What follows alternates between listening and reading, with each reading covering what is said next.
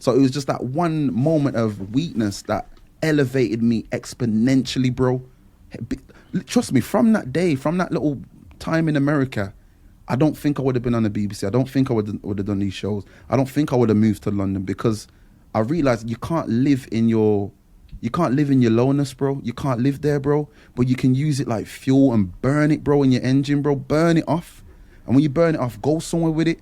What are you listening to? The Get to Know podcast. You're listening to the Get to Know Podcast. Get to Know.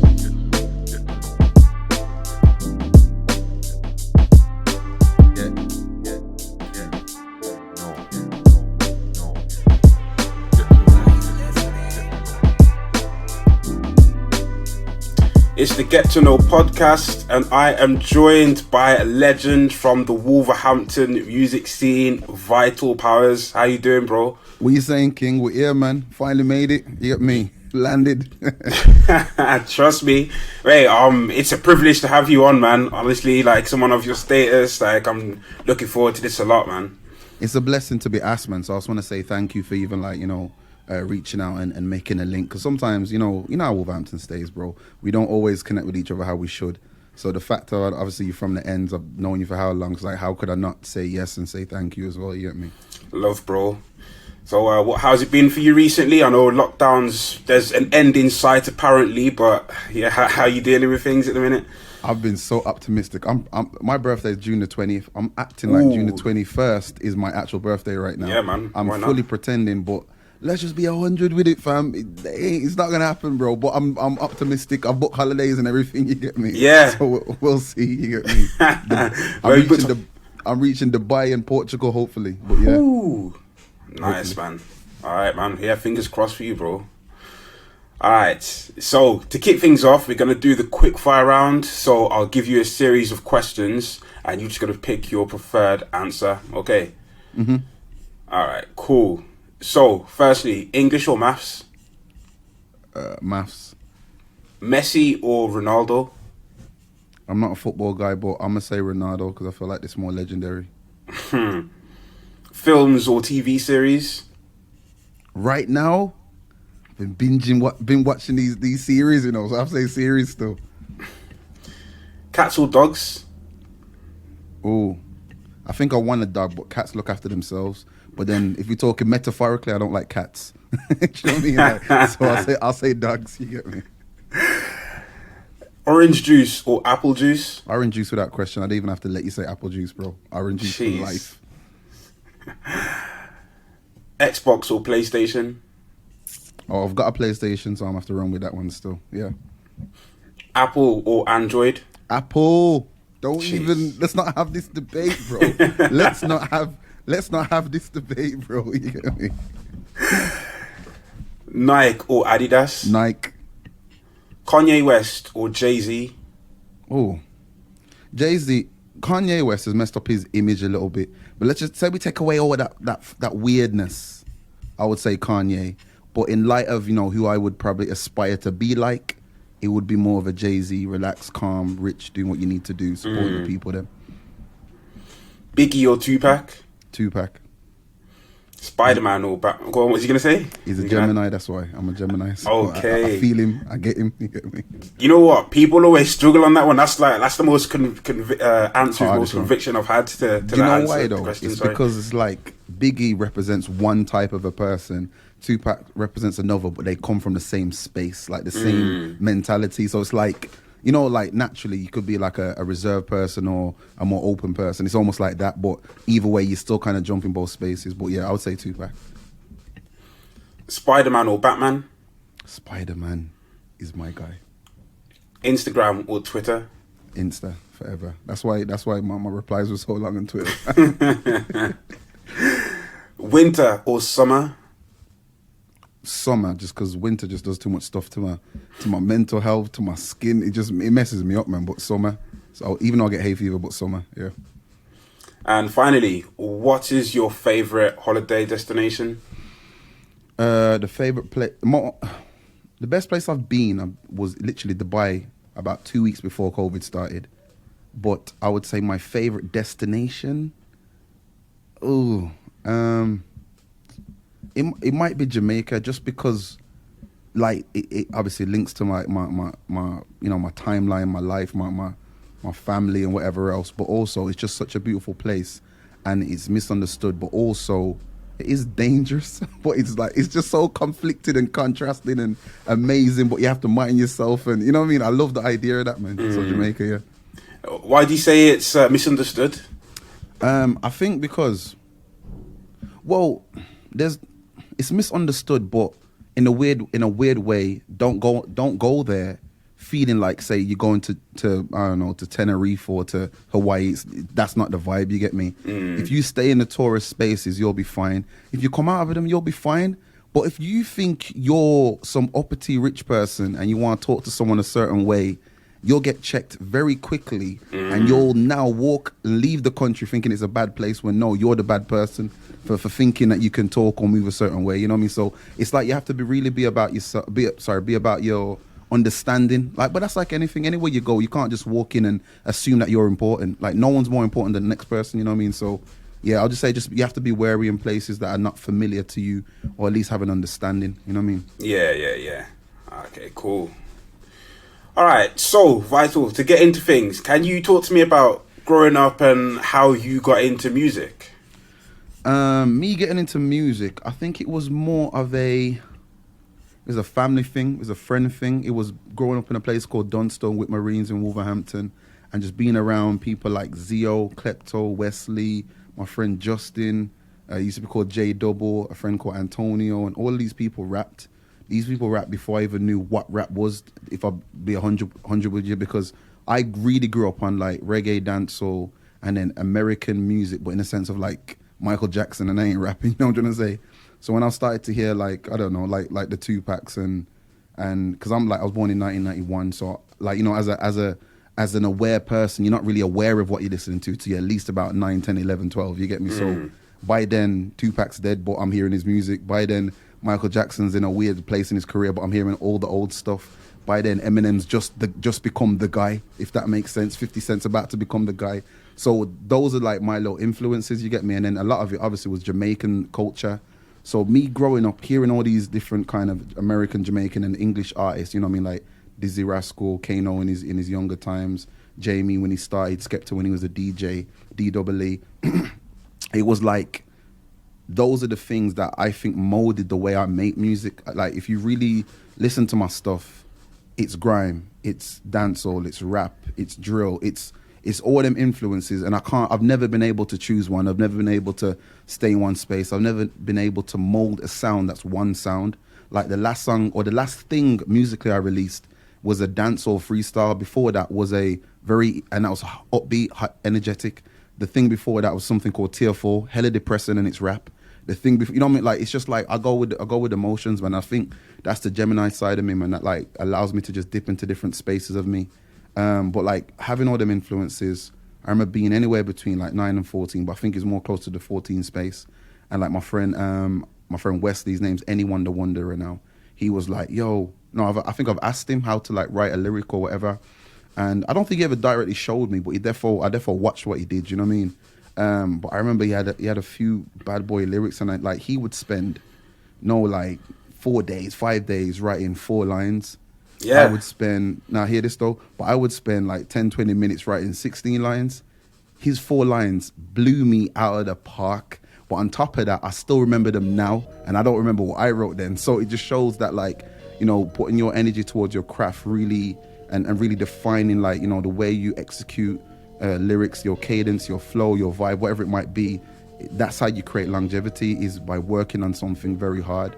So I have tried to take the 2 approaches, working naturally and working like logically and specifically to kind of build an idea. So even like, I know we haven't spoke about it yet, but when I get into the project that I'm going to drop, that's one of those kind of 4-bar over 4 days kind of energy. Like, okay. I spent years perfecting different tracks. When I dropped my last EP, that was done within like the month before I released it. So that was just like of the moment, you know what I'm trying to say? And it's good to have like a variation when it comes to music, you know what I mean? So yeah. Yeah, definitely, man. And you can tell you've had loads of different influences, man, because you do just like jump from one genre to another, and I proper rate that. like when you first started out, were you ever like apprehensive about trying different things? Because, you know, a lot of people when they start off, they might be thinking, okay, I want to try and make my name in this, so they might think making a different genre is a little bit like, oh, nah, I don't want to do that. Did you ever feel like that, or was you always like, nah, I'm just gonna make what I want to make? Do you know what it is? I just don't care what people think, bro. That's the honest truth, bro. And I had to learn that from young, because I'm not making music to be the richest rapper or MC. I'm not making music to be the most or the fastest or the most talented or the most rated. I literally make it because I like making it, bro. So if I divert from that goal, from the idea, I won't enjoy making it. Do you know what I mean? Don't get me wrong, bro. I make money from music because anything you do, you should be able to get paid from it if you do it well enough. You know what I'm trying to say? But in the same breath, like there's routes you can take when you start any career. You know what I mean? If you want to be I don't know, an actor, you could just record yourself and do little things and put them on YouTube. If you want to make money from it, then you'll need an agent. Like, you know what I'm trying to say? So there's like there's techniques before you even put your creative talents to the public of what you can do, depending on what you're trying to do. You know what I mean? So like I said, it's for the love, and I'm not trying to be cheesy or anything like that. Like you can see, I just put stuff out. It's not like I'm saying, yo, this is the one that's gonna get me number one. No, if it does, sick, yeah. Like, you know, big up, you get me. But I feel like falling for that, especially because I'm like older now. When I'm 18, I could have been in that headspace. I may have been, I don't know. But I can't be 29 chasing. Remember, say rapping, that is a young man's game. You get me? And when I say a young man, I mean literally anywhere from 10 to 20. That's like, it's a young man's game. So when you kind of leave that bracket, you have to reassess how you move around it, because you'll be chasing things you don't understand. I can't be saying skudada and lit and all these things in my, because I never grew up on them words, bro. Like I can say them, but it's not gonna relate because I never grew up on that energy. So I still say sick. I might even say heavy. I might even say wicked, because that's the stuff I grew up on. You know what I'm gonna say? And then people who care for that will respect that. People who don't care for that won't, and that's cool, because it's not about, and I have to be careful with this, because I'm not trying to say I don't want to make money. That's crazy. I definitely make money. I definitely want to make more, but it's not the focus. It's not the only goal. It's like, I want to live comfortably off music, and I think I can do that by just being, you know, giving you your music and creativity that is authentic. You know what I mean? And if I'm wrong, I'll find out when I'm dead, because I'm never gonna stop, bro. You know what I'm gonna say? So it's all good. So, what do you think of people that kind of don't have the approach where they are just trying to make the money from music? Do you think that has a negative effect on their career, if that's their primary goal? Nah. You remember say, like, every like, each to their own. I think it's as simple as that. Like, I will never knock someone for selling out, like doing something that they don't really want to do to make money. I will never knock someone for doing it correctly and doing it efficiently, getting a manager, an agent, a publicist to make a career out of it. You can't knock someone for choosing what they want to do. The only thing I ever have an issue with is if like don't do something and then knock someone else down because they're not doing what you do. That don't make no sense. You know what I'm trying to say? Like, and the other thing is, like, you know, there's always that issue about drill and it being negative, and I always reply, well, grime was negative 10 years ago, and before that hip-hop was negative, or whatever it might be. Like, it's just the same cycle that we're going through. In 10 years, drill will be where grime is. It won't be selling as much, but there'll be a whole infrastructure and scene around drill, and then the next thing that comes out, it's going to be so mad. In fact, the next genre that comes out, I guarantee the first person to do whatever they're doing on it will go number one, because we're learning, especially in the black community, how to, you know, support ourselves and build ourselves in rooms, in certain realms, in certain spaces, like where we can like be self-sustainable. You know what I'm trying to say? Yeah. Again, going back to even before grime, when it's garage, that was a weird one, because it's like, that was such a niche that it almost wasn't even targeted or created necessarily by black people, but we had a big, you know, piece in making the creativity.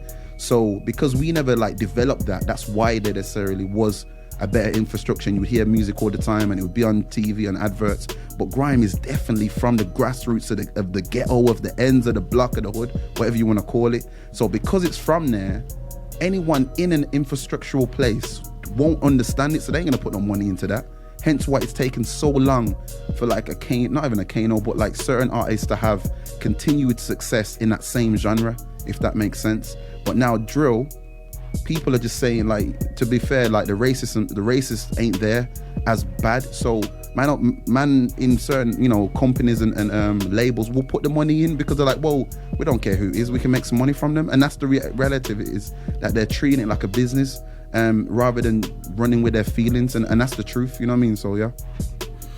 So what do you think's led to the change, like where, you know, rappers now, like UK artists, like the big grime artists, rappers, if they're, a lot of them are getting number ones, and you know they're doing really well in the charts. Like even just the other day, Get's got number 2. Like, what do you think's changed to get us to that point? Again, it's that, because again, remember, say Gets is a grime artist at heart, regardless if he makes rap or whatever. Yeah. So even if he puts out a whole album of garage, it's still a grime win. You know what I mean? Stormzy's coming as a grime artist who does a lot of rap, but his albums have been very gospel focused with a mainstream element. So, and then J-Hus is just raw Afro rap. So bear in mind, I'm sure J-Hus has got a number 1. Yeah. Slow Tie has got a number 1. I don't listen to his music directly. Digga D, who's the first drill artist to get a number 3. You get me? So it's like it's bigger than like a BPM. It's the whole scene of basically where we come from, and we can dress it and name it whatever you want. Obviously, don't call it urban, but you know what I'm trying to say. Like, we can, black music. It's one big scene. I think the change is just growth. It's just nothing but growth. And it's like, I was watching something with Gets the other day, and it's like he watched, and I've always said this myself. He watched like a lot of the American scene, and he watched himself, like him, Kano, Jammer, Skepta. He watched where they were at the time when they came, and they were the generation before the generation that are gonna make it, if that makes sense. So Ghetto said he played the long game. He's like, alright, cool, I know I won't get, for example, the success or the respect or the dues that I'm deserved or the number 1 year 1, but it might be a 15-year run before I see it, as all I have to do is stay in the game.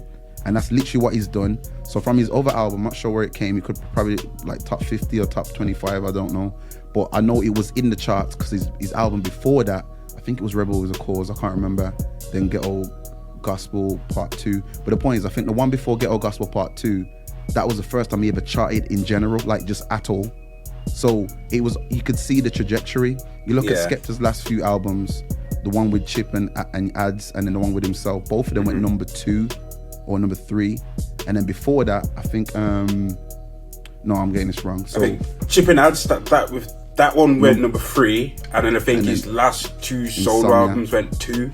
I think 2 and 3. Yeah, that's my point though. But like before that, he wasn't in them spaces. He wasn't in them conversations. He's going top 10 on the iTunes charts, which is a whole different space and not really accounted as a real official chart or wherever you want to be. But it just shows that it's not that people care more.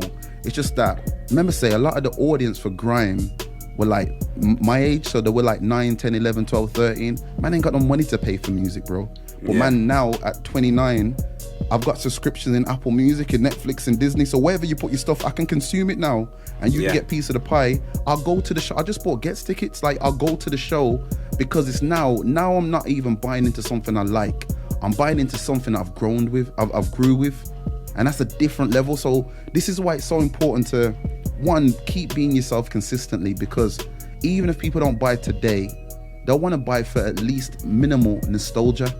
If you're still there and still active, if 50 Cent did a tour right now and it just made sense, I would go, because I want to hear In the Club and them tune. I want to hear like Many Men.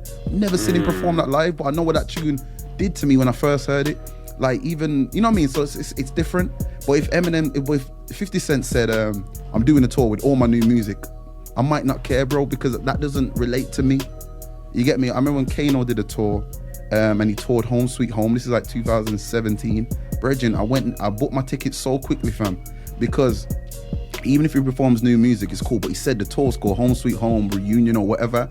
Man want to hear that whole album, fam, directly from, you know what I'm trying to say? So it really is about nostalgia. It is about, you know, people being old enough to pay for music that they consume. And then also just the dynamics changing. It's streaming now. People will buy because realistically, what's 99 pence? You know what I mean? And then on top of that, every artist has the control of their own their own audience now. It wasn't before, you didn't even know who was going to buy your stuff. You have to just assume that people will go out to the shop and get it. Now you can see you have 250,000 followers, and let's say the engagement rate is like less than 10%. So you know anywhere between 10,000 to 25,000 people actively see what you're doing. You mustn't get them all to pay £1. You know what I'm trying to say? Like, so that's what it is, man. That's what it is. So, like, at what point did a music career become like viable for you? When did you think that, you know what, this could be a thing? Like, I never know. If the thing is, I keep getting surprised that it keeps becoming not viable, bro. Like, so COVID was the first thing. I'm like, yo, what's going on, fam? I was doing so well, and then now I'm like, and then it almost like brings me to a space of like, well, it shows that you can't be doing well enough if one thing happens and you're knocked off a little bit. You get me? it was one big thing though. No, but you know, I'm just this is me just thinking like by myself about my decisions and stuff like that. And I know it's a big thing and it affects everybody, but it doesn't stop everybody. Like there's not much big artists that you've seen saying, yo, I can't do this anymore, and I can't pay for my bills or nothing like that. So I had to be in a space of like, and I know you're not specifically talking about COVID, but this is the only example where I've realized, yo, I need to really secure myself for a potential time where what if music just stops, and what if whatever, you know what I mean, like that what ifs. And I do this anyway, but no one could imagine for a year plus that man can't perform and man can't do the normal stuff. Like, you just wouldn't imagine that. But like, I knew music was viable. Well, again, it's weird, bro, because I don't only make money from sales of music. I make it from royalties, I make it from commissions, I make it from verses that I do for people, I make it from teaching workshops, music workshops, I make it from doing music videos, and like, so there's like, it's a whole realm of things. And I've always understood, I'm not even trying to be that guy, but you know, to be successful, to make money, you have to have more than one income, you know what I mean? Not saying a person can't get rich off one, but that's properly rare, man. A lot of, you know, successful people, if you talk about like the Warrens and the Jeffs and that, they haven't got one business, they've got multiple ways of business that are completely different to each other. Some of them are like trading and investments, some of them are, I don't know, like buying into a company, some might be, it could be anything, you know what I'm trying to say? It might be management, it might be owning something or whatever. So I've understood, man, I have to try and build into that direction if I want to create one, generational wealth, and two, just looking after myself and my people, you know what I mean? So I'm trying to make sure that's a focus for me at all times, you know what I mean? So yeah. But sorry, you asked me when. I would say 18. Okay. That's the simple answer, bro. Sorry. And did you ever think that being from Wolves would be a limitation on how far you could go as an artist? Bridget, being from Wolves has always been a limitation, but that's why it's not a limitation, because like, if you tell me I can't, then I'm gonna work harder to prove that I can. But if I grew up in London, I probably wouldn't work so hard. That's the truth, because I feel like I would have had a lot of things around me that I can just walk to, that I can catch a train to. Being from Wolves, I had to build my career in Birmingham. Like, that's the first thing. Like, listen, I've had like 4 or 5 interviews in recent weeks.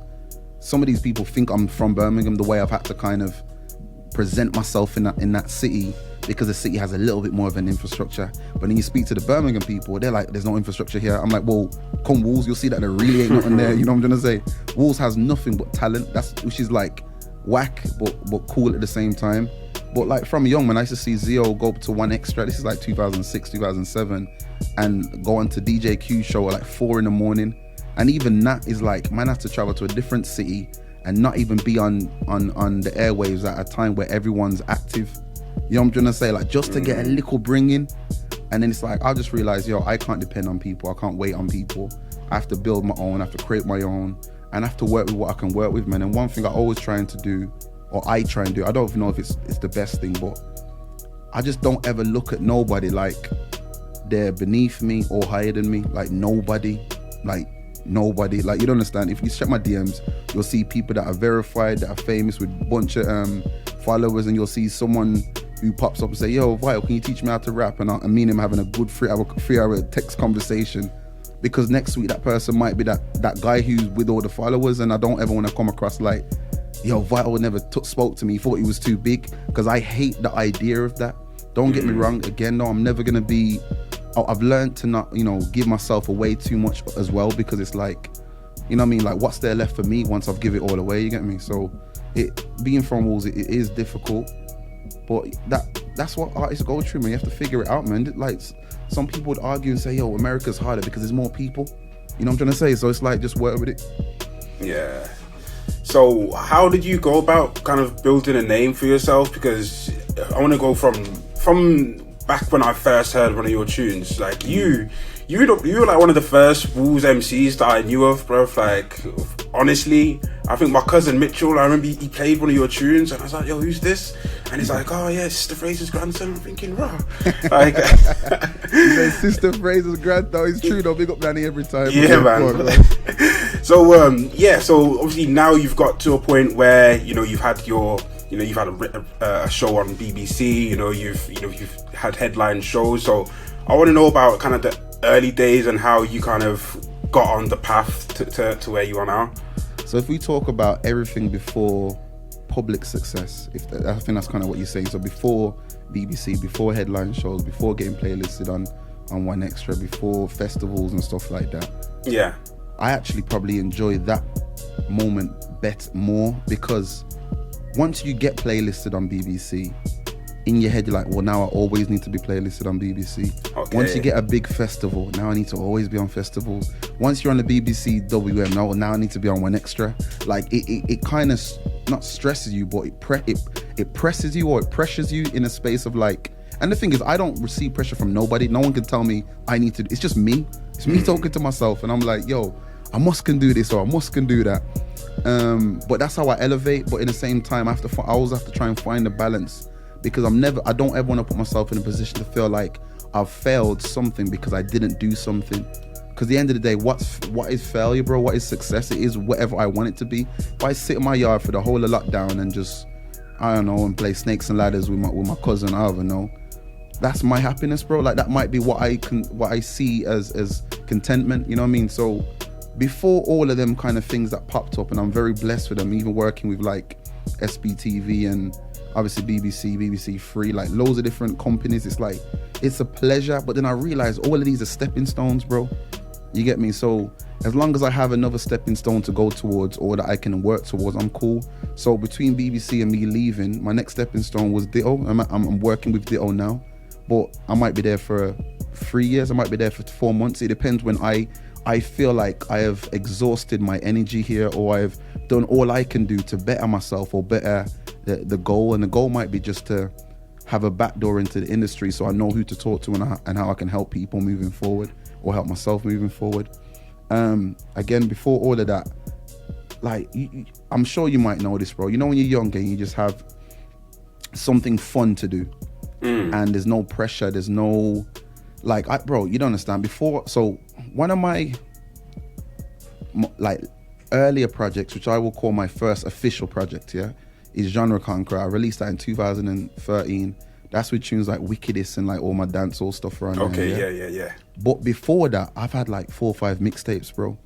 I've had one called Promo 1, Promo 2, My Initiative, Entrepreneur, sure there's another one, Destined for Greatness. I've had little EPs, but this is before I put anything onto like iTunes and that. But all of those I've understood now were just like one, backstory, and also practice.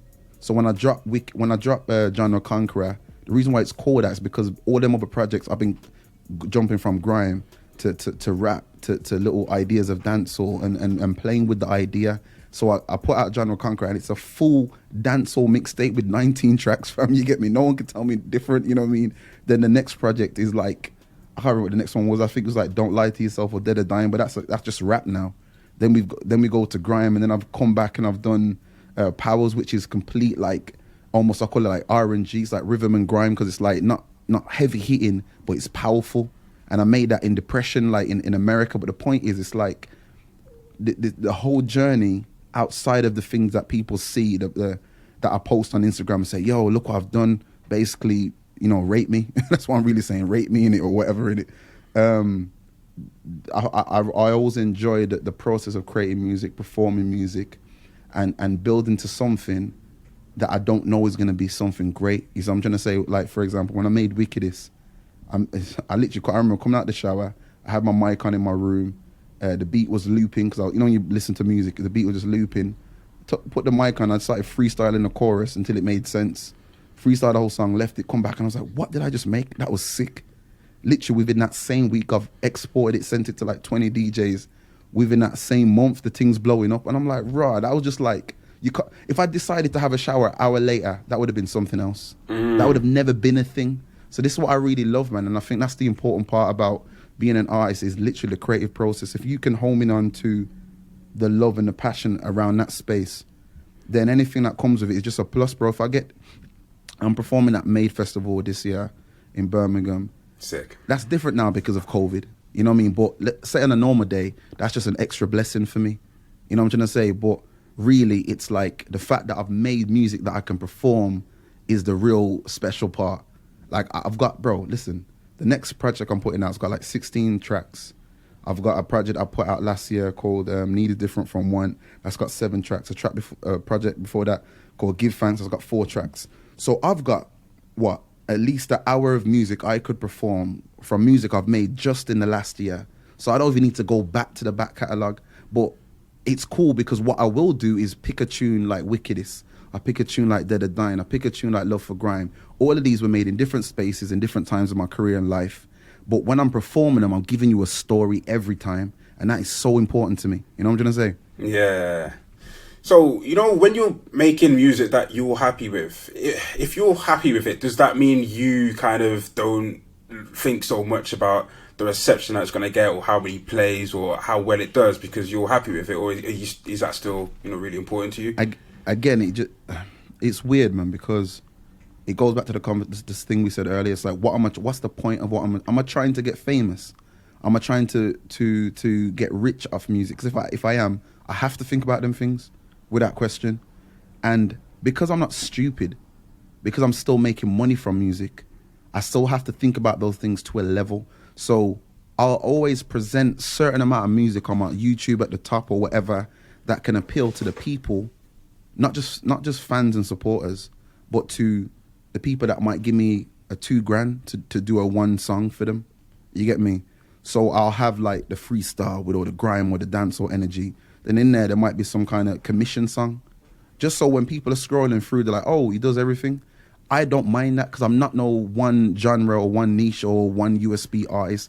I realize I don't have to be. People always say, when you're creating something, what's a USB? I'm like, no, I don't have one. I do everything. That's my USB then. You know what I'm trying to say? So I understand what I am and what I want to do. I've got tunes on my YouTube that have like less than 1,000 views that I've made months ago. Then I've got tunes on there that I've got over 2 million. So you can, unless I'm out here trying to create a fake perception of myself, then I would hide all the songs that have less than 1,000 views. Because that's what people do this, bro. You get me? And I would keep the one with 2 million, the one with 90,000 right at the start. So you can say, yo, my man's doing well. So if I'm trying to make peas and only make peas, then that's what I should do. But if it's going back to, I care about what I make, and I care about the messages I get on Instagram, like, yo, Vital, this tune's mad, you know. This tune made me cry. This tune made me feel happy. This tune is my tune when I play before I go out. Yo, even the negative ones, yo, Vital, I don't really get negative ones like that. But let's say if I did, or ones I remember, it might be like, yo, I ain't really too sure about this one, you know. Then it lets me know I'm doing the right thing, because there's no way in hell can everybody like your music, bro. Like, it just don't happen, bro. So if everyone's saying, yeah, you're sick, then it's a bit like, So when I do get the odd, no, it's not even negative. It's just like constructive. It's just like, I don't know. I actually respect that, because that person's being honest to themselves, and it allows me to revisit that tune and really ask myself, is there something fundamentally wrong with that song? And even if there is, it don't matter. It's out. It's gone. On to the next one. You know what I'm going to say? Like, so to answer your question in short, I do think about those things, but it doesn't affect necessarily the complete outcome. I have like a few set of people that I really trust that don't lie to me, that will tell me, yo, Vites, that shit, bro. Like, if it's that, those are the people. Like, I haven't shown my mom my music more time, because she'll just say, oh, I love it, friends. I love it. Okay, and it's not going to help me, bro. Like, I need to know, yo, is this off? Is my singing off here? Like, I don't know, because I spent 4 hours making it. You know what I'm trying to say? So it's important to have that, bro. That kind of, the certain people around you to kind of give you that honest opinion as well. Podcast.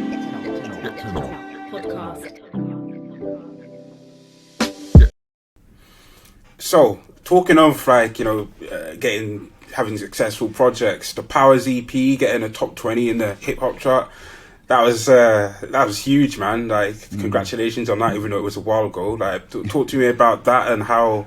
I don't know. Was that a turning point for you? It wasn't a real turning point looking at it now, but the day I went on, the thing is, I've never checked the charts before, and someone just told me I've seen like bare people screenshotting it saying they paid for it, and I know that pays are stronger than streams, and streams at the time weren't that big, and nobody was really buying music that much. I was like, right, you're buying it. It's like, cool, sick. So I've looked now, and when I looked, it was at like 100. I was like, yo, it's in a chart. Like, I didn't even know it was in a chart, bro. So I'm moving mad. I'm like, yo, you put it in a chart for me, fam. Everyone buy it, fam. You get me? And I'm looking, it goes to 57. I'm like, okay, yo, buy this thing, fam. I just want the screenshot of when it hits number 1. That's all I wanted. You get me, fam? I didn't even care about the money. I just wanted to say, yo, there is like, for a split second in the world, something I created out of depression in a living room in America, in California, has been received, whether it's listened to or paid by people, as the number 1 song or project for a split second. That to me is just nice to know. You get me? So when I was doing all this little campaign in that little week, it's like, yo, check it out, whatever, buy it, stream, whatever, let me know what you think, da-da-da-da. And if I knew it could have done that, I would have done so much more beforehand. But I've never thought that way, that's the honest truth. So when it was coming down, I saw it like 24, and I was like, I mustn't get a top 20, because it's nearing the end of the week. I must just leave it at a top 20 space, and it just hit the top 20. I was so gassed, bro. But it's weird, because after I did that, every artist that I know anyway, and Wolves was like, yo, I got a project, I need everyone to buy it. I'm trying to get into the iTunes charts. I'm like, yo, I hear that still, and I respect it, but I don't know if it works like that. I don't even know how, like, again, I was blindsided by it. If I knew that could even be a thing, I know it sounds silly, I'm saying that, but I just make, like I said, bro, I just make music 'cause I like making music in it. If you want to buy it, buy it. If you want to stream it, stream it. If you don't care about it and you hear a song 10 years later, then cool, because I'm still going to make music regardless, bro, you get me? If I had to count all the tunes I've got, bro, I know I've got over like 700 easily that are probably released in some way, shape or form.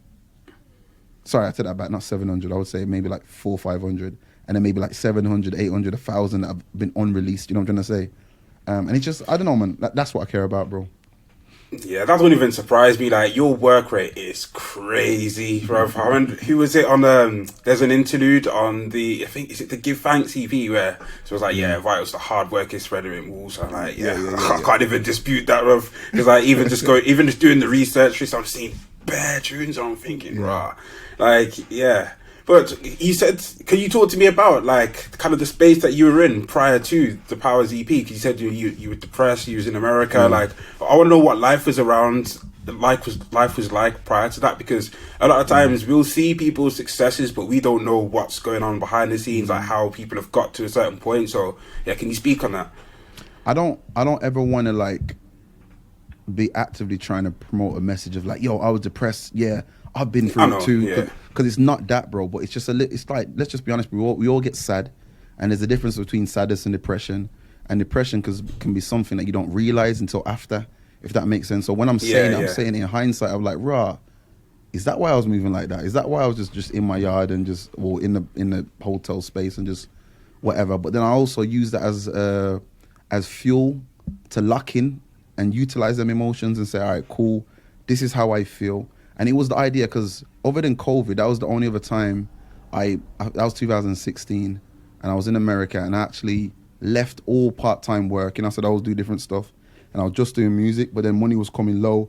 I'm in America, so like, obviously I got to come back at some point, but like, yeah, man, and I remember my brethren Hex, his name's Pops now, Pop Shot, he just sent me bare beats, bro, and I had my laptop and I had my portable mic, fam. I haven't got it anymore because it's broke, but... And I just literally sat at a table just like this, and I just started going through beats and record. I probably recorded like 10 things, but I only released like 6 or 7. And even then, it wasn't all the way mixed. It was just like, I need this information out of my head in one space. And I remember the reason why it's even called Powers, bro, is because I felt like defeated. So I'm like, if I can convince myself that I'm powerful, bro, that I'm in a better place, or I can be in a better place, that all the successful stuff I've done prior to that date, which at the point wasn't anything really public. It was like I do shows all the time, whatever, but it wasn't like headline shows, BBC and working with it. It wasn't public stuff. It was like small wins. You get me? It was like hard to really understand. Like, not am I worthy, but like, what am I doing here? And I think that's what it was. It's like, what am I doing here in America? What am I chasing? Why should anybody care? And we all get into them spaces, whether you work a 9 to 5 or whether you're Jay-Z, bro, we get into them spaces of like trying to understand why, what, and who cares and whatever. So there's a lot of that kind of like eating at myself. And then also in my Gemini head, the conflicting thought of, no, I'm the most powerful person in the world and whatever else. So I just started recording. And I was sending Hex back and forth these tunes, and he was rating it. And I was like, bro, it's coming out the 12th, I don't care. And I think I was out there like September, August times. No. Maybe September, I can't remember, or November, because it came out the 12th of December. And I remember I basically released it as soon as I was finished. I didn't even like, usually I sleep on projects and I'm like, yo, I'll leave that a couple months and see if I still like it. But I just put it out because that's where my head was at and I wanted that to be out. So considering that energy there took me to release a project that touched the iTunes top 20 charts is actually a beautiful feeling, because it made me believe in myself again. I was like, well, clearly I'm a king. Clearly, like, my thoughts are worthy, and like all these things that you kind of like take away from yourself, I reinstalled and I re-believed and I reinforced like these measures. So then that allowed me to do a headline show. Then that allowed me to do Clean Arts Only, and that allowed me to do another headline show and then do a tour. So it was just that one moment of weakness that elevated me exponentially, bro. Trust me, from that day, from that little time in America, I don't think I would have been on the BBC. I don't think I would have done these shows. I don't think I would have moved to London, because I realized you can't live in your lowness, bro. You can't live there, bro. But you can use it like fuel and burn it, bro, in your engine, bro. Burn it off. And when you burn it off, go somewhere with it and keep going. And when you run out of fuel, obviously negative things start falling back in. Put it back in your engine, you run with it again, bro. So that's actually all I've been doing since 2016, bro. So all of my all of my success is stemmed from moments of like disparity and questioning myself to taking that as fuel and just running with it, bro. That's the truth. See, you mentioned like all the stuff that's happened since then, so that's kind of why I asked if that take was a turning point for you, but you said it looking back it wasn't. Why did you say that? I'm happy that you said that. I think the reason why I say it wasn't is because anything that I felt, like, I haven't changed as a character. That's the truth. So if that didn't happen then, it would have happened later. Does that make sense? So when I say it wasn't, maybe that was the wrong way, but I feel like I can't put all of my thought on it. If that moment didn't happen, I wouldn't have done these completely, because that takes away from the fact of that I'm reliant on being depressed, or I relied on luck. And it's not luck or depression that makes me how I am. I'm just saying that moment was a turning point in the sense of that elevated something that I already had. I just didn't know how to maneuver from. But bro, you know what it's like being from Wolverhampton, fam. Who's put on a headline show respectfully before I did? You know what I'm trying to say? It's not something you would think to do, because you're like, who the hell would come? Because Wolves, we have that thought of like, no one's gonna support us, bro. I've even got a clip of the Powers show, and I've made sure I put this line in there. It goes, yo, something like, I really thought Wolves didn't support, man. And there's like 400 kids in the audience, bro. And it's just like very important for me to remind myself of my thought process from before I made Powers, right up until that Powers headline show of like, I thought I couldn't do something for a split second. Never think that ever again. And I was almost too heavily dependent on the fact that I'm relying on people to turn up to the show, when in fact, if I announce something, you know when they say build it and they will come. No one had built anything, bro. So how can people want to come and support if they don't know what they're coming to, bro? Like, people will listen to this podcast because you built it, regardless if people have asked for it or not. You know what I'm gonna say? Like, I'm on BBC. You don't even know this, bro, but my there was no show for me. I created the idea, and obviously people got involved in that, but there wasn't a show for me. I had to not fabricate, but like create and build the idea of a black you on BBC Radio, which is a predominantly white station, bro, that's caters for 40, 50, and 60-year-old white people, and see if I can try build a bridge there. Now you got Rakeem Omar there. You've got some other black people there doing their thing, some other Asian people there doing their thing, and at our age, bro. So it's like, I'm not saying that, oh, I did that. What I'm just saying is, though, I was brave enough to not worry about if I was allowed to be there or not. You get me? And it's a deeper one, bro. And I still kind of stick to my guns on like, you know, Powers was definitely pivotal, but with or without that, I would have been somewhere because that's my nature. That is my nature, bro. You know what I mean? That's sick, man. Yeah, I rate that.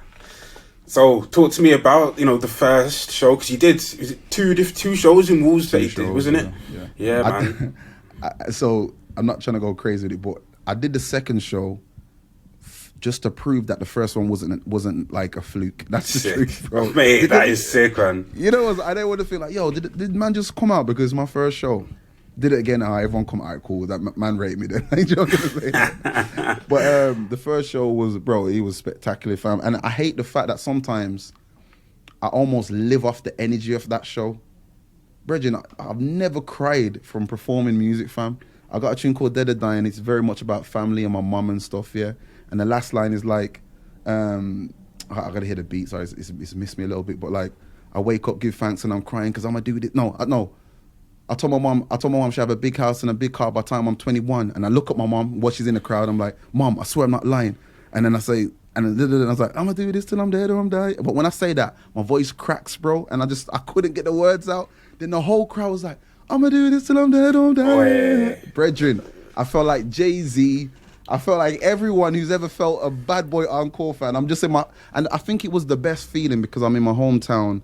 I see my dad, my nan, I see my girls' people. I see my mom, I see my cousins, I see my cousins who need to be influenced positively as well.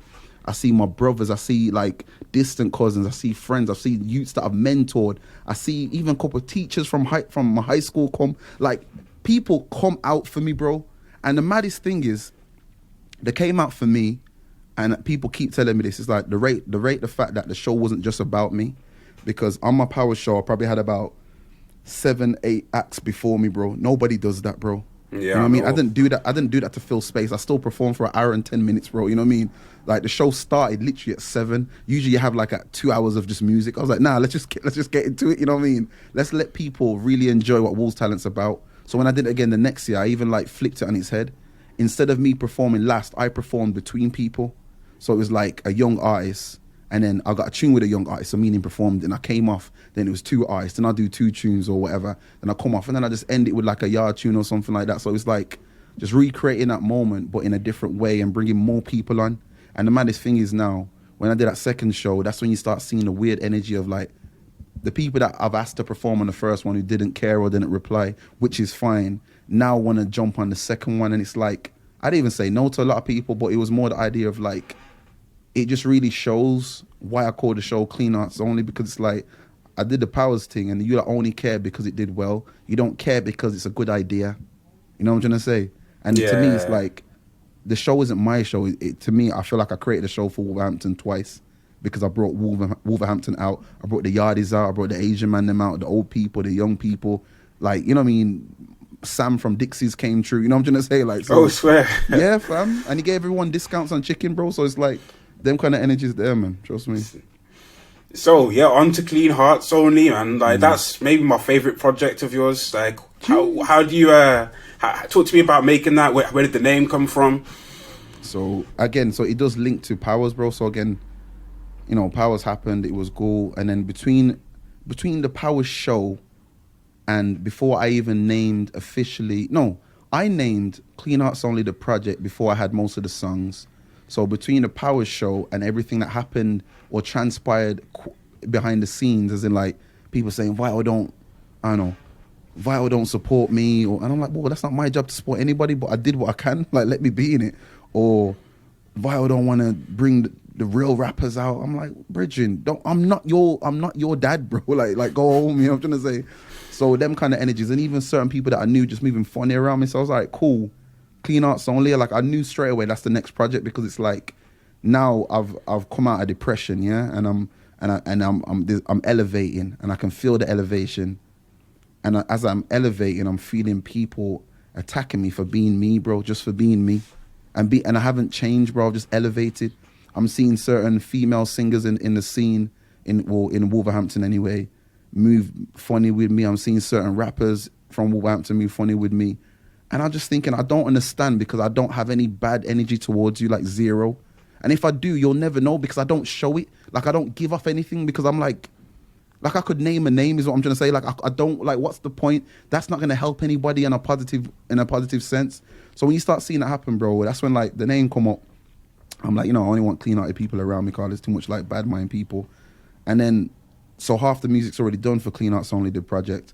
And then other bits and drips are like I've just added to kind of fulfill the title and the energy of it. So the outro, the intro was created after the title. So it's like, I think releases the intro and then the outro is just called Clean Arts Only outro. But it's just like very much around the idea of like just creating something that's like, this is how I'm feeling right now. And it's always, all my projects is literally this is how I'm feeling right now.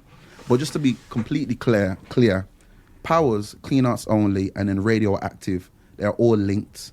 Linked in the sense of they were made with a purpose rather than made because I just want to put something out. You know what I mean? Powers, Depression, Clean Arts Only, understanding that people are not going to always be nice to me. You know what I mean? Like Radioactive is understanding that I don't need nobody to be nice to me. I'm very much standing on my own 2 feet. I've been standing on my own 2 feet. It's you haven't asked yet, but Radioactive, that name transpires from being on the BBC as a presenter and still getting airplay on BBC One Extra in the sense of like I'm playing two parts of it. I'm behind the mic, but I'm also in front of the mic or in front of the camera, whatever it might be. And also, it's weird because that I know you haven't asked, but I just want to get into it because it makes sense. Radioactive is very much that initial idea, but it's taken maybe 2, 3, 4 years to finish. And with me trying to finish it, it's turned into this kind of COVID-centric idea where, you know how COVID is, can't touch no one and whatever. I'm radioactive, bro, like move from me, I'm by myself, I'm doing my thing. So like, it's like a lot of like metaphorical ideas have kind of stemmed from the name. So it's kind of helped with a lot of the music when I'm mixing it down, when I'm re-recording things, when I'm adding songs and taking songs off. To the point that right now, it just, bridging, I'm not trying to gas up the thing. Radioactive. Nah, gas it up, man. No, but I'm just being honest. Radioactive, the project, is the best piece of music I have ever created, bro. Mainly because I am so aware of myself and I am so aware of what I can do. And I'll be honest, there's another level I can go to, and I didn't go to on this one because I didn't want to like just jump ship. I want you to see what I'm gonna do. So Clean Arts Only, if you had to put Powers, Clean Arts Only, and Radioactive on like 1 to 10 or 0 to 10, Powers is like 5, Clean Arts Only is like 6, Radioactive is like 10. That's literally how I feel. Yeah. Bear in mind, I love Powers and I love Clean Arts Only, but Radioactive, the first 2 tracks alone could be a project. I'm trying to say, like, that's how I'm saying it, bro. In fact, after this, I'm gonna send you one of the tracks just so you've got that, so you know what kind of space I'm on about. You know what I'm trying to say? But the intro, fam, it's called Powers and Love. Oh my God, bro. My brethren Benji from Bromsgrove put it together for me. He brought me to his studio and we made it there and there. He showed me a beat that was semi-finished and I recorded half of it. And then he's like, well, you want to finish it? I'm like, yeah, of course. So I finished it. I goes, bro, I think that's the intro, I think that's the intro. He's like, all right, cool, whatever. But yeah, man. And I'm not making Radioactive for any other reason than to have a project that's going to last for at least a year and a half. And when I say last, I mean come next year, September, I might still be dropping music from that project because I need everyone to hear all of the stuff from that. I'm going to make visuals that, not to every song, but to at least half of the music on there. And some of the music on there is already out, like Midland Source is going to be on there, Wake Up's on there. I think like 2 other songs, but then that's why I put so much music on there. So even though you've heard like 4 or 5 of the songs, at least you got 10, 11, 12 songs that you can hear fresh. You know what I'm trying to say? Because I hate when people do that. The album comes out, you've heard half of the music, or like, you know what I mean? Like, so, yeah. You know what I mean? Just, but yeah. Sick, man. So, what do you want people to take from the project? I think I want people. Well, I don't know.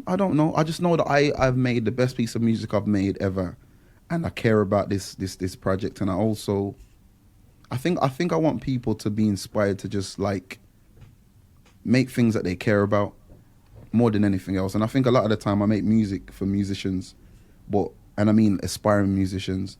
But sometimes when it's just like everyday people, they all just tell me to find different things in the music, or it might be just like an ad lib. It might be the fact that I said, oh my gosh, might be the fact that I'm openly talking about pain or something like that. So it's like there's stuff in there for everyone to take, and I just think it's like it's what's really good. I've been going for jogs listening to it. So it's a good gym playlist as well. You got some like heavy grime drill kind of vibes. And towards the end, so when you're doing your slow down, you cool down, you've got the slower ones, you know what I mean? Like when you're doing like the little 10-minute walk to walk it off or whatever. When you're doing your weights or whatever. So it's there, fam. But yeah, man, honestly, I'm not even going to sit here and make up something I want people to... I want people to just enjoy it. I want people to take time to listen to it whenever they can. It don't even have to be straight away. I just want people to just take it in and say, yeah, I like this one. Or yeah, I don't know about this one. But regardless, they're going to say, yo, this one's cold and the quality's mad. You get me? Radioactive, man, trust me. And my brethren, Jay Ames, he made the cover, man. He's made the cover for Clean Arts Only as well. So I tried to keep that same energy, you know what I mean? Yeah. The artwork was sick on that, man. Sick. All right, so, the tape, Knees Different from Once. I want to talk about that. Like, I really enjoyed that, man. Like, Go on. I was gonna say, like, it was perfect for lockdown. There's just, it really kind of captured the times well. That's what it was, bro. It's a lockdown project, man. It's like, so I don't know if you got to see, I made like a film for it as well. I did, yeah. So the film was more the focus in a weird way. It's like, I need to, I think the first song's called Master Plan. It's like late night, thinking about a master plan, or whatever it is in it. So I made that. And I'm like, yo, I need to make a lockdown video for this, but I can't just do a music video. It needs to be like, let me show the process. Like, I wake up, I shower, I'm onto the music, I get dressed, and sometimes I'm in my own feelings. And then I'm like, right, I can't even go nowhere. And it's like, cool, next day I gotta make a tune. All right, let me holler my brethren to make a tune. So as I'm making the song, I'm actually making the video like in the same space. So I remember when I did a song with Mr. Manage, I had actually filmed the video before I even asked him to be on it. So you have to understand, I've had to like pretend that I'm gonna record different areas of different parts of the video. Then when I got him on it and the song's done, I'm like, all right, cool, I'm gonna slot you in here in the video, but it's gonna look seamless like we planned this years ago or whatever. It did, fam. And you know what I rate about Manage, because I'm proper like, send me the verse, I'll do my thing, I'll send it back. But Manage is like a proper authentic artist. He's like calling me like, yo, this how I'm starting it, what'd you think? And that was hard. That was weird for me because I don't do that. Like, just I like to be by myself a lot of the time. So it's like, send me the beat. I'll be in my own space. I'll pattern it up. I'll make 4 versions of the verse. You choose. That's how I am when I work with people. You get me. But manager's like, no, we're working together on it. So by the time you finish the verse, I've loved it because I know I've seen the process. You get me? Yeah. And his energy on that tune wasn't normal. Like, or typical. That's probably why the tune's so sick, and the tune's called Myself. But that whole project, bro, it was sick, man. I had my dad feature on it. He doesn't know he was on it. I showed him when it was out. He's like, yo, I mean this, yeah. I put you on it still, you get me? I think I had my nan talk. Was it my nan's on this one? I can't remember. And I like having little clips of people talking because it one shows you that when I'm saying what I'm saying, it's from something. It's not just, I'm not trying to rhyme for the sake of rhyming. Like, I'm talking about something. And here's what I'm talking about. Like, you can hear and it's weird because it's what I love about voice notes, bro. Like, I don't delete bro, I got voice notes from like 6 years ago on different mediums where I've got them all saved. Sometimes when my dad calls me and he's speaking for an hour, I record the whole conversation. He'll never know this, bro. Probably a bit weird, but I don't care. It's my dad, you get me? And I'll save that. And when I'm making a tune about something that he said, I try to see if I've actually recorded that thing, bro. Honestly, bro, sick, man, trust me. So, how has lockdown been for you creatively? Because the work rates, it seems to still be the same, but like, I don't know, how has it been any different? The problem is I'm trying my best to steer away from making depressing music, bro. That's the truth. So Radioactive, like I said, most of it was done in the last 4 years, so I probably added 2 songs to it through lockdown. That's the truth. So it's been there, you know what I mean? So that a lot of the energy of that is like when I've been out, when we've been active. So I haven't had to worry about like the energy of that project. Again, give thanks and need a different from one. Very much I'm in the house. This is what it is in the house. So if you hear like a freestyle from me, it might have that same energy. But Radioactive is very much high up vibes, like headphones on, speakers loud, that kind of vibe, you get me? But there's some like bad boy singing energy in there and stuff like that. So lockdown itself, bro, when it comes to creativity of just making things, I'll record like 6 songs. Let's say, for example, I record 6 songs this week, just for example.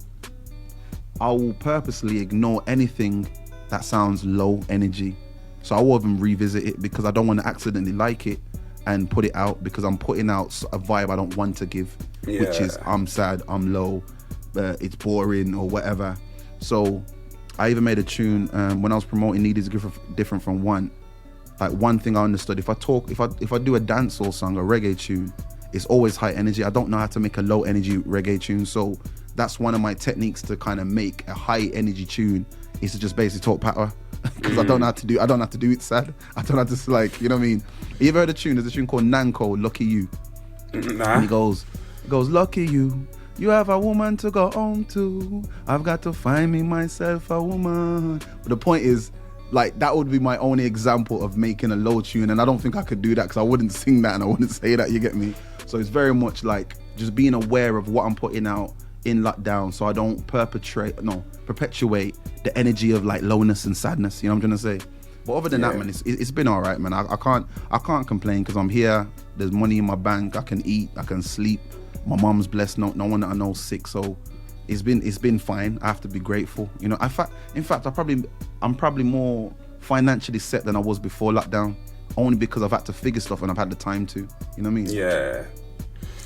So why is it so important to you to be not making music that's kind of low and depressing, if it's kind of maybe fitting with the times we're in? Because even though, to be honest, low and depressing music is sometimes nice to listen to. Yeah. But I don't want to get lost in the idea of that, because remember, when I'm making music, I'm not only extracting feelings, I'm absorbing feelings. So for me to write or record or freestyle sad music, I have to open my mind to that space. Like, I've got things locked away that I don't talk about, but I'll talk about in code in music. So for me to do that, I've had to address times when I'm a low or whatever. And I feel like, you know, it's almost like you are what you say, you are what you eat, you are who you're around. So I don't want to be saying, like, actively talking all the time on low energy, because as much as I don't want other people to get low, I don't want to be low. You know what I'm trying to say? So it's only when I can't help it, when it's like, yo, this Black Lives Matter thing, fam, I have to say something because it's like there. Or, you know, the newest thing I'm seeing is like this white woman named Sarah Everett or something. Like, I think she got like you know, just killed and murdered and whatever because she just out late. Not because she was out late, but she was out late. And it's almost like this idea of like, are women safe after a certain time? Like, if I read into all of these things that we see and just, it's like, it's not, I don't know how to make that positive, because it's shit. Like, it's whack. I don't want, you know what I mean? So and that's why I've been doing these lives on Instagram every week, because that's a way for me to get the negative thoughts out and vent without necessarily leaving it in a song that'll be there forever. You know what I'm trying to say? Like, so it's just finding ways to still let the energy out, but not necessarily like promote it. Like, that's what I want you lot to know. I don't want you to, like, remember, so a lot of my audience are like fun people, kids. I don't want to scare them. I don't want to, you know, make them sad. I don't want to deter them from me. So I have to kind of give them a little bit of vibe as well. You know what I mean? At least. Yeah, man. All right. So also with lockdown, you know, I heard your interview with I can't remember his name. That was regarding racism. It's like last year around George Floyd. Tim Senna. That's the one. Yeah. And I know you were saying that, you know, the lockdown was difficult for you with, you know, with your mum being a nurse, and, you know, you're worried and she's on the front line. And so how have you managed to deal with lockdown in that respect? So me and my mum, in fact, the reason I was late to this conversation, I was talking to my mum and my brother on the phone on FaceTime. I just, time got away from me. Even with that, so my mum's a nurse and she works initially, or used to work with, like, dementia patients. So these are like older patients, potentially are going to die at some point. So my mom's always around death at work, but the problem is, it's like dementia doesn't, like, you can't catch dementia from a person, you know what I mean? Yeah. But you can catch COVID. So I was worried because obviously the same older people are getting it. Then they moved her to a COVID ward, fam. So I'm like, oh wow. And I'd overlived down them sides. So now I'm like, I can't really travel down there. And then I legally couldn't travel around there. So it was very like, it's mentally draining to just sit here like almost without any real family in a sense of like that I've grown up with, and then just get a call like, yo, Fingy's got COVID, yo, Fingy's got COVID, oh, so and so's sick, oh, so and so, oh, I've got COVID, and then my mum got it, and it's just like, it's a bit mad, bro, because it's like you're trying to, no one really understands it all even now, bro. So you're just trying to understand. Like, I like to help things and help people, so when I don't have the answer, it really puts me in a weird place of like guilty. It's almost like survivor's guilt. Like, I'm up here just doing my thing. I'm not gonna catch it. Like, I'm safe right now. You know what I'm gonna say? But my mom has to go work. Like, my work is done right here, recording, workshops, Zooms, whatever. Like I said, I found all these new patterns in it. Even investing. So I sit here. I'm not in like the biggest danger I get in is going Tesco, fam. So, and even then I ain't trying to touch nobody. You know what I'm gonna say? So it's just it's proper. It was proper difficult, and then even now it's still concerning because still has to work, bro. Like, she hasn't stopped working, bro. She's frontline key worker, you get me? But in the same sense, she's one of the people on the list with I can't think of the list, the like shielding list or whatever it is. So because she got diabetes, so it was actually good and bad in the sense of she didn't have to work all the time, and when she got a letter, she could take a lot of time off. But at the same time, it's like, well, that means she's more susceptible to getting it. You know what I'm gonna say? Yeah, like, yeah. so it's a sorry to swear, but it's like a mind fuck because you just don't know what to do, bro, other than to just check on it every day. You know what I'm gonna say? So yeah. All right, man. So I want to get into the trivia section just before we wrap things up. So 5 questions regarding grime. So we see how you get on, bro. All right. First one. Get's most recent studio album, Conflict of Interest, recently hit number 2 in the UK charts. But how many studio albums has he made? Studio. Yeah. So is it A2, go on. B3, or C4? C4. I was thinking that. Okay, I don't know what determines, because I feel like Ghetto Gospel 1 is a mixtape, but that might be an album. So my heart's telling me 4, because I think it might even be more. I was thinking Conflict of Interest, Ghetto Gospel Part 2, Rebel with a Cause, and Ghetto Gospel Part 1. I don't know. I in the sense of like albums, that's what I think. I know there's other ones like Momentum and I can't think of the other ones, but I think it's 4. All right. The answer is actually 3. I knew it was 3, man. Oh, yeah. What's the one that's Rebel? So what is it? Rebel with a Cause, Ghetto Gospel, the New Testament, and then Conflict of Interest. So the first Ghetto Gospel's not basically. Yeah, it's a Okay. mixtape. Yeah, That's what I thought, but I just wasn't sure. I was like, I don't know. But then you know what that means? When it says studio album, it just means the ones that have been chart registered. That's what they really mean. But yeah, you know what I mean? Go on. Though. All right. Next question. When did Skepta release his first studio album? Is it A, 2007, B, 2009, 2007, yeah? Yeah. Yeah, that is correct. Nice one. I know. Wait, is that Microphone Champion? That is Greatest Hits. Greatest Hits. I can't remember Greatest Hits, yeah. Yeah, I used yeah. to run that bear, yeah. All right, next question. What was Stormzy's first number 1 single? Is it A, Shut Up, B, Vossi Bop, or C, Big for Your Boots? Oh, what came out first? Big for Your Boots. Or was it Vossi? Vossi's more recent, but I'm sure he had a number 1 before that. I'm gonna say, okay, I know Vossi Bop is a number 1 because he got a number 1 and a number 1 album like at the same time. But Yeah, I'm almost certain that he had a number 1 before that. I'm gonna say Big for Your Boots. I'm gonna just say that. I could be wrong. I'm cool to be wrong. It actually was Vossi Bop. That was his first number 1 single. See, I knew, but I just thought, let me just. Yeah. Go on. All right, next one. True or false? Dizzy Rascal won the Mercury Prize for his album Boy in the Corner. True. That is true. Yeah. Nice. All right, last question. Which of these vital songs has the most views on YouTube? Ooh.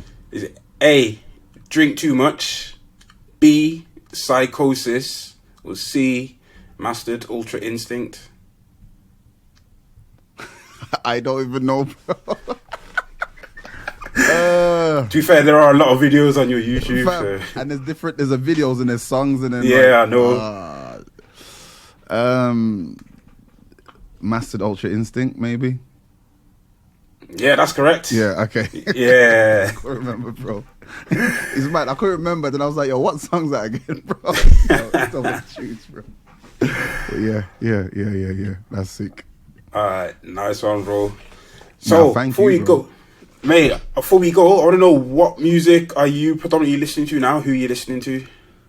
I'll be honest, yeah, I'm so weird, bro. I don't even really listen to people, bro. None, I don't listen to people. I have a song I like for a week and then I'm good. I'm gone again. Yeah. So if I had to just choose one, Wizkid and Damian Marley, they got a tune called Blessed. That tune gets ran every day for the last maybe 2 weeks, to be fair.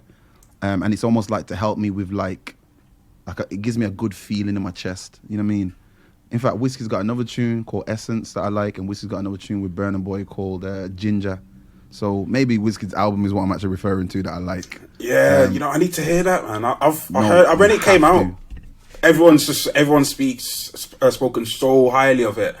I need to check it out, man. It's even if you don't understand what half the stuff he's saying because he's talking with like a little slight tongue, it's not really the point.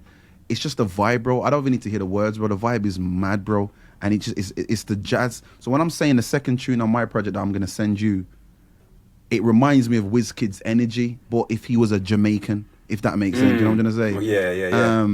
Yeah, but I would say that, and I would say also Get's album I've been taking in. Yeah. I did take in Chip's album as well, but that was like, I feel like Chip, you have to show respect to that one regardless. Is anyone else? J Huss's music still gets a play from me. Same, bro. I think I know that's it really, man. Other than that, it's just random singles. There's a woman called Ray Becker, and she released a tune called Fingers Down. If you get a chance, pre that, fam. That tune is life, bro. Like she just basically she made a tune out of a challenge. There was already a challenge called Put Your Finger Down If Da Da Da Da and Put Your Finger Down If Da Da Da Da. She made a tune out of that, but it's so cold, fam. Oh my god. It's not Rebecca, it's Ray Becker. When you get a chance, pre that, bro. Trust me. Yeah, man, I will. All right, Vital, this has been an absolute pleasure, man. Any last words to the listeners? You want to tell them where they can find you as well? I just want to say first, Liam, thank you. I appreciate you for letting me come through to get to know. Radioactive is the project, man. It's coming out in like 2 weekends from now. So end of March, you can get that. It's there. I want you guys to stream it. I want you to pre-order it now. I want you to pre-save it. I want you to put it on your playlist. I want you to really just enjoy it and take it in and let people know what you think about it. If you want to find me or find the project, it's iamvital.co.uk, or you can search at Vital Zero or search my name, Vital Powers. Any of those three methods should be fine. But yeah, man, again, Liam, thank you, man. Appreciate you, bro. Hey, honestly, man, I'm really happy to have you on. Looking forward to the tape. You've gassed it up for me now. I can't wait. I cannot wait. So, yeah, I'll be listening to that. And, man, all the best with it. Thank you, bro. Listen, blessings, yeah? All right, respect, bro. Cool. Powers. Safe. What are you listening to? The Get to Know podcast. You're listening to the Get to Know Podcast.